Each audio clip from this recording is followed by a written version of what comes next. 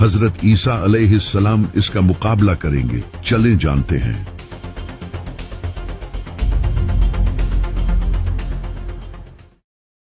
जब इमाम मेहदी दुनिया की सुपर पावर से लड़ने में बिजी होंगे तो चलो हमारी तकदीर को पाते हैं। तो वहीं दूसरी तरफ खुरासान में सीरिया और इराक के बीच किसी इलाके से दज्जाल निकलेगा। दज्जाल पहले से ही इस दुनिया में मौजूद है। एक दिन नबी सल्लल्लाहु अलैहि वसल्लम ने नमाज के बाद सहाबा से फरमाया कि मेरे पास एक ऐसा शख्स आया जो पहले ईसाई था, लेकिन बाद में इसने इस्लाम कबूल कर लिया। इस इंसान का नाम था तमीम दारी। वो अपने 30 साथियों के साथ समंदर में सफर कर रहा था। तभी समंदर में एक खतरनाक तूफान आया जिससे इनका जहाज एक मिस्टीरियस आइलैंड पर पहुंच गया। जब वो लोग वहां पहुंचे तो उन्होंने वहां एक बालों से भरे हुए जानवर को देखा जिसके आगे और पीछे के हिस्से का ही पता नहीं चल रहा था। तो उन्होंने उससे पूछा कि तुम क्या हो? तो उसने कहा मैं अल-जसासा हूँ। इसने उन लोगों को एक जगह जाने का कहा और बताया कि वहां एक इंसान तुम्हारा इंतजार कर रहा है। तो तमीम और इसके साथी वहां पहुंचे और उन्होंने एक बड़े इंसान को देखा जो कि जंजीरों में जकड़ा हुआ था। इसके हाथ पांव सब जंजीरों से बंधे हुए थे। इसने तमीम और इसके साथियों से कहा मुझे बेसान के दरख्तों के बारे में बताओ।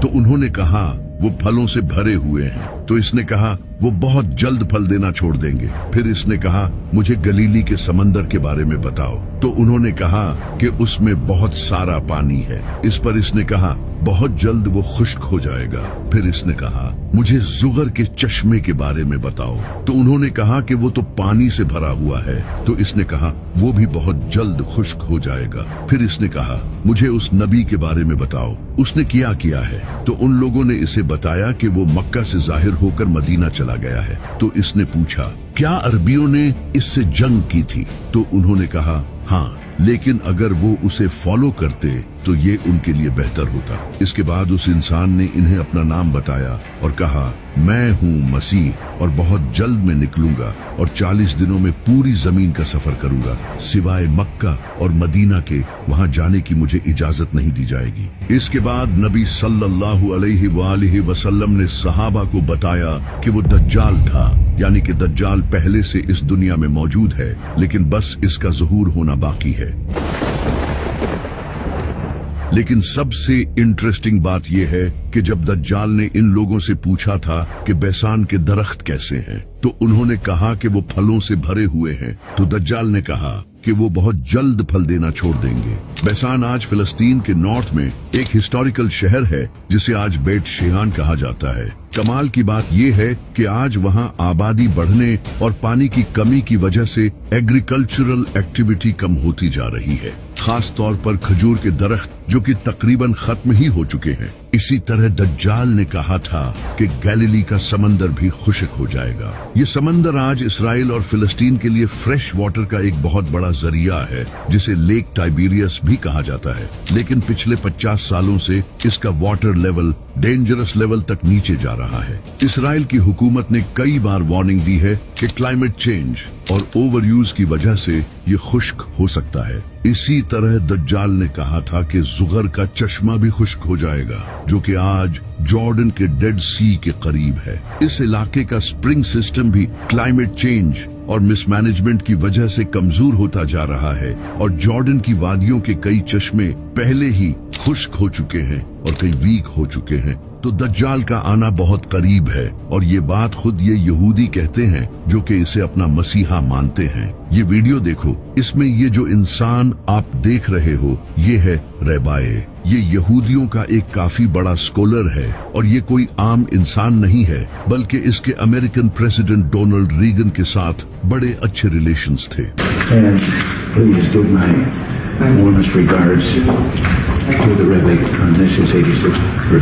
ये रेबाए यहाँ नेतन्याहू से बात कर रहा है और इसे कह रहा है कि मसीहा अभी तक नहीं आया है, इसकी आने की तैयारी करो।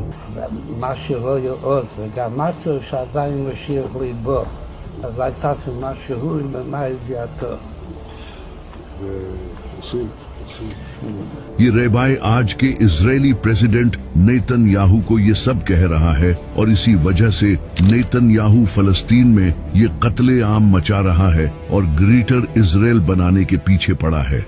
The whole Middle East changes. आप ये जानकर हैरान हो जाओगे कि ये नेतन्याहू वही इंसान है जो कि दज्जाल के आने का रास्ता बनाएगा, और ये बात यहूदियों के कई बड़े स्कॉलर्स मानते हैं, जैसा कि ये डोर बार लीब जो कि एक जूविश बिब्लिकल रिसर्चर है। इसका ये मानना है कि नेतन्याहू का ताल्लुक ज़करिया में लिखे हाउस ऑफ नाटन से है। ये दज्जाल से पहले आने वाला लीडर होगा। यहूदी इसे बाइबल में लिखे नेतन और शीमी से एसोसिएट करते हैं। इसी तरह यहूदियों के इसी रेबाए ने रिपोर्टेडली नेतन्याहू को खुद ये बताया है कि वो इसराइल का वही लीडर है जो इनके मसीहा यानी कि दज्जाल को इसका असा देगा। इसी तरह यहूदियों का एक और रेबाए लेवे सुद्री, वो भी नेतन्याहू को किंग सॉल के बेटे जोनाथन से कंपेयर करता है, जो कि इनके मसीहा के रास्ते आसान करेगा। इनके और कई रेबाए का ये कहना है कि ये दज्जाल के आने से पहले इसराइल का आखिरी प्राइम मिनिस्टर होगा। और ये सब तो क्लियरली इस वीडियो में देख सकते हो कि किस तरह इनका रेबाए इसे क्लियरली कह रहा है कि मसीहा के आने की तैयारी करो। और आज आप खुद देख सकते हो कि किस तरह नेतन्याहू दज्जाल के आने की तैयारियां कर रहा है। ये यहूदी दज्जाली सिस्टम ला रहे हैं जो कि न्यू वर्ल्ड ऑर्डर है। A new world order. A new world order. यानी कि पूरी दुनिया में एक ही हुकूमत, Where diverse nations are drawn together in common cause. एक ही currency.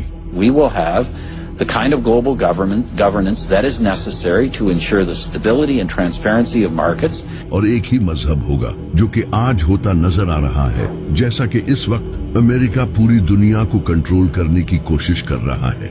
We are America, second to none, and we own the finish line.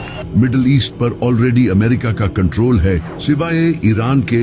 Europe पूरा America के साथ खड़ा है, जो कि आज आप यूनाइटेड नेशंस की शक्ल में देख सकते हो, जहां कई बड़े कंट्रीज एक ही ऑर्गेनाइजेशन के अंडर हैं। और इंटरनेशनल मॉनिटरी फंड को तो सबसे ज्यादा अमेरिका ही कंट्रोल करता है, यानी कि पूरी दुनिया में सिर्फ एक ही हुकूमत होगी, जो कि आज मोस्टली अमेरिका की ही है। The 21st century is going to be the American century. इसी तरह पूरी दुनिया में एक ही करेंसी होगी, जो कि आज के टाइम में डॉलर है। और हर कंट्री की आज ये मजबूरी है कि इसे डॉलर में ही ट्रेड करना होगा। बड़े से बड़े कंट्रीज जैसा कि रशिया और चाइना भी डॉलर के मोहताज हैं, और इस डॉलर को भी अमेरिका ही कंट्रोल करता है। अगर अमेरिका किसी कंट्री पर सैंक्शंस लगा दे तो एक झटके में उस कंट्री की कमर टूट जाएगी। We're making a fortune with tariffs, $2 billion a day. Do you believe it? I was told $2 billion a day. इस वजह से अमेरिका के खिलाफ कोई खड़ा नहीं होता।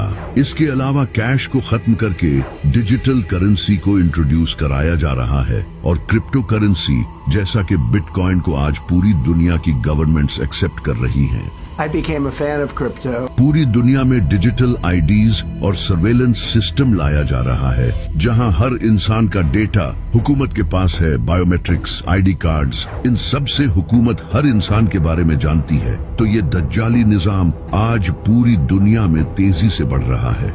इस सब के बाद एक दिन दज्जाल खुरासान से निकलेगा और इन इलाकों में अपना फितना फैलाना शुरू करेगा। वो मुर्दों को जिंदा करके लोगों को दिखाएगा और लोग उसे खुदा मानने लगेंगे। जिस साल दज्जाल आएगा उस साल बारिशें बहुत कम होंगी और पूरी दुनिया में ड्राउट होगा, फसलें नहीं उगेंगी और फूड की काफी शॉर्टेज होगी। लोग भूखे मर रहे होंगे। वो जहाँ चाहेगा बारिश बरसाएगा और जमीन को कहेगा तो जमीन इसके लिए सब्जियां उगाएगी, यानी कि वो नेचर को कंट्रोल करेगा। और ये सब वो एक टेक्नोलॉजी का यूज करके करेगा जिसे आज हम क्लाउड सीडिंग कहते हैं। Although cloud seeding, इस टेक्नोलॉजी को आज कई कंट्रीज यूज कर रहे हैं, जैसा कि दुबई, सऊदी अरब, चाइना और अमेरिका। इस टेक्नोलॉजी का यूज करके उन इलाकों में भी बारिश करवाई जा सकती है जहां फसलें नहीं उगती। इसी वजह से अरब कंट्रीज इस टेक्नोलॉजी पर हेवी इन्वेस्टमेंट कर रहे हैं, क्योंकि वहां बारिशें बहुत कम होती हैं। इसमें प्लेन्स के थ्रू बादलों में पार्टिकल्स छोड़े जाते हैं जिससे बारिश होती है। पाकिस्तान ने भी क्लाउड सीडिंग का यूज करके बारिश करवाई थी। आज अल्हम्दुलिल्लाह पाकिस्तान की पहली आर्टिफिशियल रेन हो गई है। और इसी तरह दज्जाल भी मोस्ट लाइकली इसी टेक्नोलॉजी का यूज करके मौसम को कंट्रोल करेगा। इसी तरह दज्जाल मुर्दों को जिंदा करेगा। इमाम जाफर सादिक अलैहिस्सलाम ने फरमाया, दज्जाल एक इंसान से कहेगा कि अगर मैं तुम्हारे माँ बाप को जिंदा कर दूं तो क्या तुम मुझे खुदा मान लोगे? तो वो इंसान कहेगा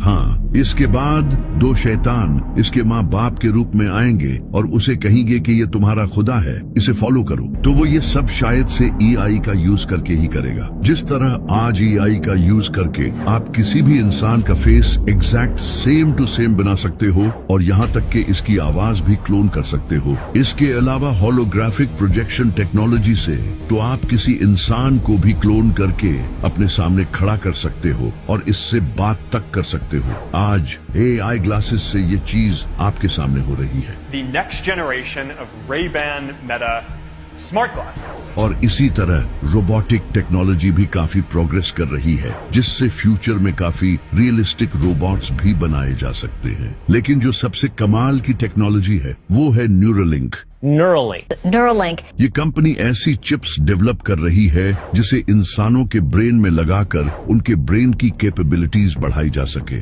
अब अगर किसी इंसान के ब्रेन में ऐसी चिप्स लगा दी जाए जिससे इसे किसी भी तरह का इल्यूजन दिखाया जा सके, तो इसे ये भी दिखाया जा सकता है कि इसके सामने इसके पेरेंट्स जिंदा हो रहे हैं। और कमाल की बात तो ये है कि न्यूरोलिंक ने इसे ह्यूमन पर सक्सेसफुली टेस्ट भी कर लिया है और अब वो इसे और ह्यूमंस पर टेस्ट करने वाले हैं। दज्जाल भी इनमें से किसी एक टेक्नोलॉजी का यूज करके इल्यूजन क्रिएट करेगा। इसके साथ 70,000 यहूदी होंगे और इसके फॉलोअर्स में ज्यादातर औरतें और गरीब लोग होंगे जिनके पास ज्यादा इल्म नहीं होगा। और कई मुसलमान भी इसे अपना खुदा मान लेंगे जिन्हें दज्जाल का पता भी होगा, लेकिन फिर भी वो इस फितने में आ जाएंगे। नबी सल्लल्लाहु अलैहि वसल्लम ने फरमाया था कि आदम से लेकर दज्जाल तक इससे बड़ा फितना कभी नहीं आया और कोई ऐसा नबी नहीं गुजरा जिसने अपनी कौम को दज्जाल से वार्न न किया हो। ये इतना बड़ा फितना होगा, यहाँ तक कि नबी सल्लल्लाहु अलैहि वसल्लम भी अपनी नमाजों में दज्जाल के फितने से अल्लाह की पनाह मांगा करते थे। इसी वजह से आप सल्लल्लाहु अलैहि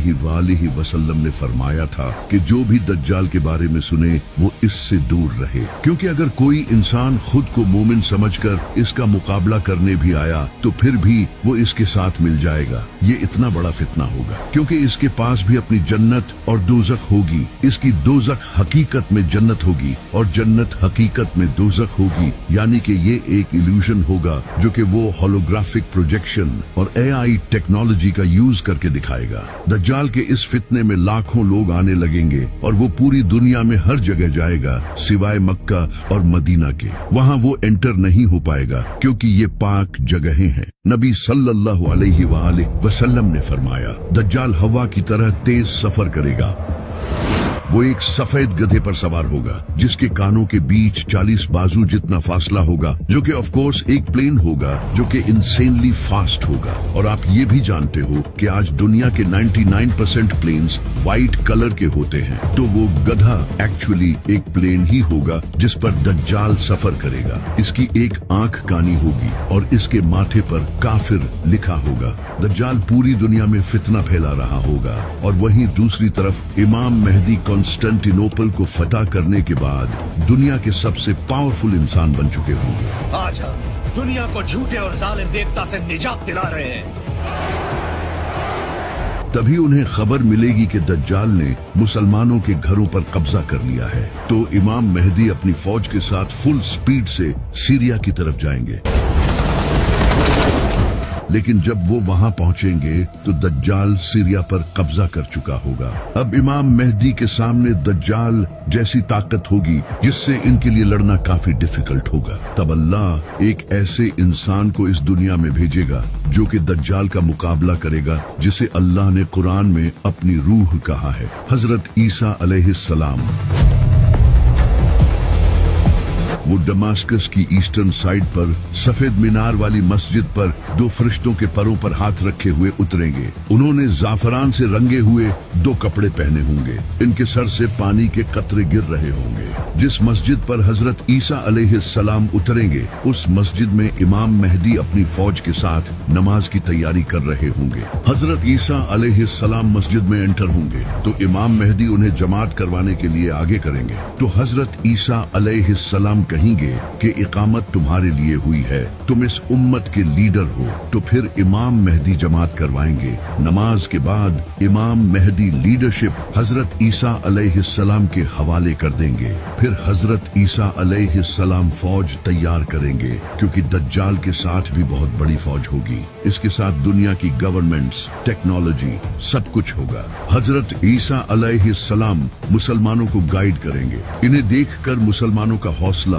और ज्यादा बढ़ जाएगा, क्योंकि अब इनमें एक नबी मौजूद होगा और शायद से हजरत ईसा अलैहिस्सलाम के पास कुछ स्पिरिचुअल पावर्स भी होंगी। इसी वजह से जब दज्जाल को पता चलेगा कि हजरत ईसा अलैहिस्सलाम इस दुनिया में आ चुके हैं, तो वो भागने की कोशिश करेगा। नबी सल्लल्लाहु अलैहि वसल्लम ने फरमाया, हजरत ईसा अलैहिस्सलाम को देखते ही वो नमक की तरह पिघलेगा और इसी तरह वो मकामे लुद पर पहुंचेगा और भागने की कोशिश करेगा। मकामे लुद जहां आज इसराइल का बेन गुरियन एयरपोर्ट है, यानी कि वो किसी प्लेन में भागने की कोशिश करेगा, लेकिन हजरत ईसा अलैहिस्सलाम वहीं उसे नेज़े से कत्ल कर देंगे, जिसके बाद इसका खून बहेगा और ये जाहिर हो जाएगा कि वो कोई खुदा नहीं बल्कि एक धोखेबाज इंसान था। इसका सारा हाई टेक इल्यूजन खत्म हो जाएगा। दज्जाल की मौत के बाद इसकी आर्मी भी कोलैप्स हो जाएगी। बहुत से लोग इसे छोड़कर फिर से इस्लाम कबूल कर लेंगे, कुछ भाग जाएंगे और कुछ लोग जो दज्जाल के फॉलोअर्स होंगे वो बीमारी से मर जाएंगे। हजरत ईसा अलैहिस्सलाम और इमाम मेहदी भी लोगों को दोबारा से दीन की दावत देंगे। पूरा दज्जाली सिस्टम भी खत्म हो जाएगा। हजरत ईसा अलैहिस्सलाम उस वक्त दुनिया के सबसे बड़े लीडर बन चुके होंगे। वो नबी सल्लल्लाहु अलैहि वसल्लम की शरीयत के मुताबिक हुकूमत करेंगे। नबी सल्लल्लाहु अलैहि वसल्लम ने फरमाया, हजरत ईसा अलैहिस्सलाम इस दुनिया में इस तरह इंसाफ भर देंगे जिस तरह पहले ये दुनिया नाइंसाफी से भरी हुई थी। इसके बाद लोग दोबारा जंग नहीं करेंगे।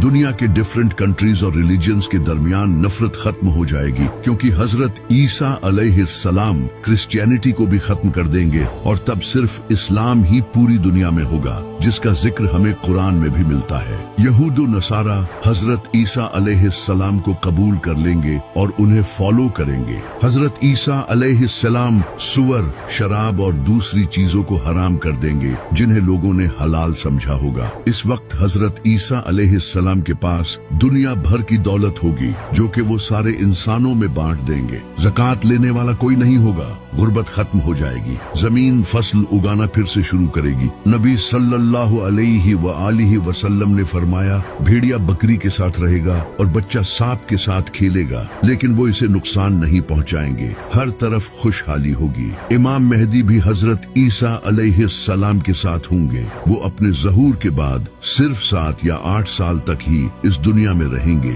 लेकिन हजरत ईसा अलैहिस्सलाम के नज़ूल के कुछ ही टाइम बाद इमाम मेहदी की वफात हो जाएगी। हजरत ईसा अलैहिस्सलाम इनका जनाजा पढ़ेंगे और इन्हें मदीना में दफन करेंगे। इमाम मेहदी की वफात के बाद हजरत ईसा अलैहिस्सलाम उम्रा और हज दोनों करेंगे। ये सब कुछ सही चल ही रहा होगा कि तभी अल्लाह याजूज माजूज को आजाद कर देगा।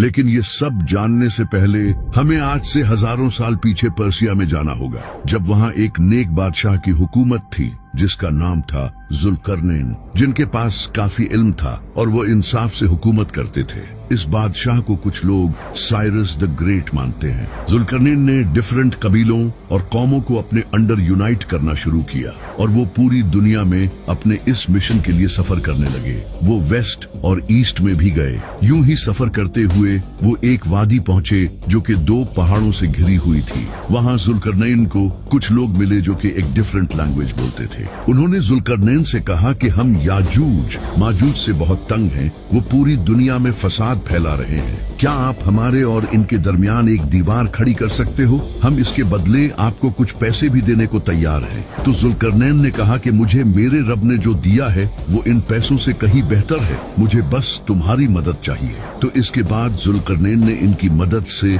लोहे को पिघलाकर दीवार बनाना शुरू की और इन 2 पहाड़ों के दरमियान एक बड़ी लोहे की दीवार बना दी और इससे याजूज माजूज इस दीवार के पार कैद हो गए।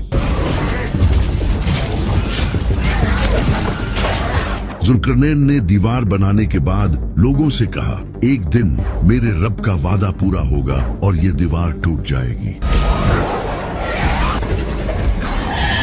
इसके बाद जुल्करनैन वापस चले गए और क़यामत तक के लिए वो दीवार मुसलमानों की गर्दन पर तलवार की तरह लटक रही है। लेकिन इमाम मेहदी की वफात के बाद ये दीवार टूट जाएगी।